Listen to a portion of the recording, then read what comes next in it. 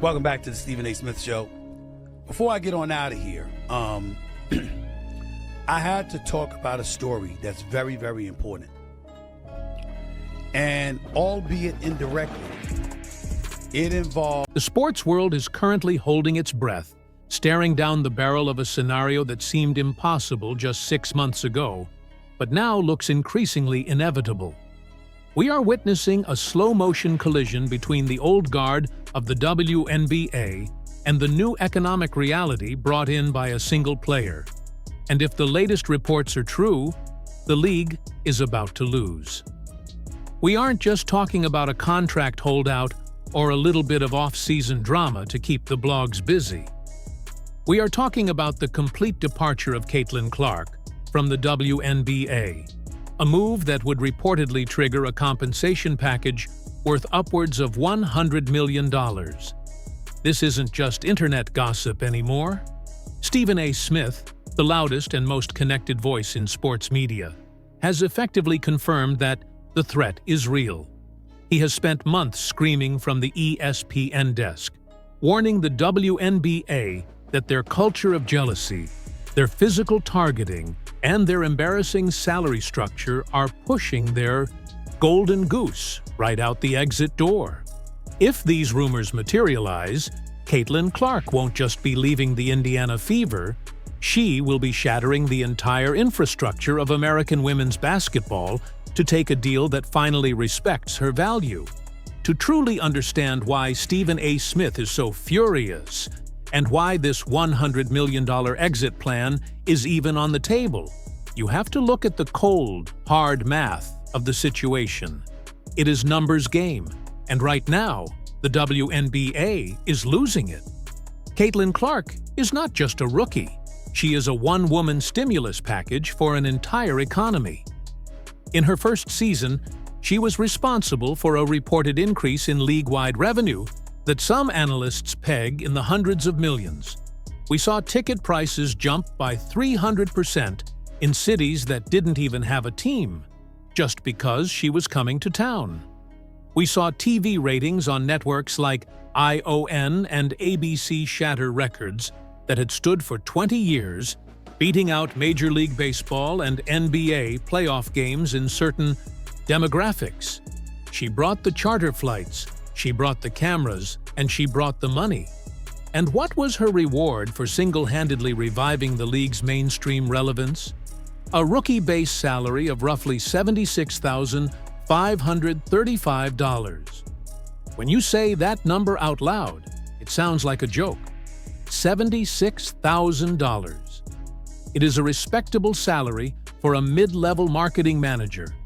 But for the most famous female athlete on the planet? It is an insult. Stephen A. Smith called this out immediately, labeling it criminal and a disgrace. He pointed out the absurdity of a business model where the person driving 90% of the conversation is taking home less than 0.01% of the revenue. He contrasted this with the NBA, where a rookie sensation like Victor Wembanyama steps onto the court with a guaranteed contract worth tens of millions. The disparity is so offensive that it has created a massive opening for competitors. This is where the $100 million figure comes from. It isn't just a salary, it is a correction of the market. Outside leagues, private equity investors, and European clubs are looking at the WNBA's pay structure and seeing an opportunity to steal the biggest asset in sports, simply by writing a check that actually clears. But if it were just about the money, Caitlin Clark might stay. She makes millions from Nike, Gatorade, and State Farm. She doesn't need the WNBA paycheck to keep the lights on. The real reason Stephen A. Smith believes she is looking for the exit is the environment. It is the toxicity. From the moment she declared for the draft, there was a strange, hostile energy coming from the league's veterans, a resistance that felt personal. You had legends of the game, women who should have been celebrating the arrival of a superstar who could fund their pensions, instead going on national television to tear her down. Diana Taurasi warned her that reality is coming. A comment that sounded less like advice and more like a threat. Cheryl Swoops, a Hall of Famer, went on podcasts and tried to minimize Clark's college records with factually incorrect statements, leading to a massive backlash online. Stephen A. Smith didn't mince words when he saw this. He called it exactly what it was: jealousy. He argued that the old guard of the WNBA viewed Clark not as a savior, but as a threat to their hierarchy. They spent years building this league in the dark, grinding for low pay and no recognition, and suddenly this girl from Iowa shows up and gets everything they ever wanted without paying her dues in their eyes. Instead of riding her wave, they tried to crash it. SAS pointed out that in the NBA, when Magic Johnson and Larry Bird arrived, the veterans understood that these guys were about to make everyone rich. They protected them. In the WNBA, the veterans decided to haze her. This mean girl energy, as the internet dubbed it, created a locker room dynamic across the league that was undeniably hostile. And when you treat your biggest star like a villain in her own league, you shouldn't be surprised when she starts answering calls from people who want to treat her like a queen. The jealousy didn't just stay in the press conferences or on social media. It spilled onto the court in a way that was genuinely dangerous. The physical toll on Caitlin Clark this season was unlike anything we have seen for a rookie. We all remember the Chennedy Carter incident. It wasn't a basketball play. The ball wasn't even in play. It was a hip check sent directly into Clark's back, sending her sprawling to the floor, followed by cheering from the opposing bench. It was a message. And the league's reaction? Absolute silence. It took massive public outrage and a media firestorm led by people like Stephen A. Smith and Pat McAfee for the foul to be upgraded to a flagrant. SAS went nuclear on First Take, demanding to know where the protection was. He compared it to the treatment of stars in the 80s and 90s. If you touched Michael Jordan, you dealt with Charles Oakley. If you touched Wayne Gretzky, you dealt with an enforcer. But in the WNBA, it seemed like it was open season on Caitlin Clark. Stephen A. Smith argued that this physical targeting is the #1 reason she might look at a European or private league deal. In Europe, the game is different. It is less about hazing the rookie and more about playing skilled basketball. The referees protect the talent because the clubs have invested millions of dollars in them. Why would Caitlin Clark stay in a league where players are trying to hurt her out of spite? Where the commissioner refuses to suspend headhunters, when she could go overseas, get treated like an asset, and make 10 times the money? The toughness narrative the WNBA tried to push backfired. It didn't look tough, it looked bitter. And that bitterness is pushing her toward the door. Now, let's dig into the specific, unrivaled league threat, because this is where the $100 million rumor starts to find its legs. This isn't just a hypothetical. The Unrivaled League is a new 3-on-3 basketball league founded by WNBA stars Breanna Stewart and Nafisa Collier. They realized early on that the WNBA salaries were a joke, so they created an alternative that pays players 6-figure salaries for just a few weeks of work in Miami. It is built to keep players home from overseas, but for Caitlin Clark, it represents something much bigger: equity. The rumors swirling around the negotiations suggest that the offer for Clark isn't just a salary. It is a piece of the company. The WNBA cannot legally offer her ownership. They are bound by a collective bargaining agreement that caps her earning potential. The Unrivaled League has been applying a full-court press to sign her. The initial reports suggested an offer of over $1 million for less than 3 months of work. already more than 10 times her WNBA salary. But as the WNBA season became more toxic, the rumors grew. Insiders suggest the offer has expanded to include revenue sharing and long-term equity that could balloon her earnings into the stratosphere. If she takes a deal like this, she fundamentally breaks the WNBA's monopoly on her time.